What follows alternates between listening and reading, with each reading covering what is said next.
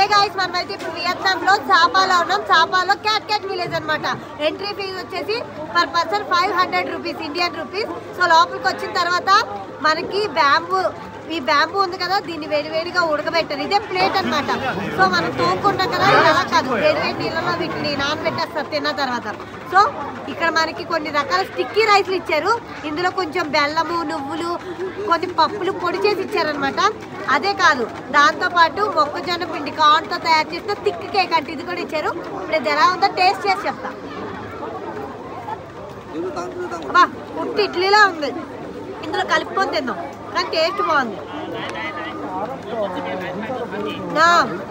పుట్టిగా తింటే బాగాలేదు, కానీ ఇవన్నీ కలుపుకొని తింటే బాగుంది. దీంతో పాటు ఒక వైన్ కూడా ఇచ్చారు. బ్యాంబూ స్టిక్ లో వైన్ వేసి ఇచ్చారు. వీళ్ళ ట్రెడిషన్ అంట ఈ వైన్.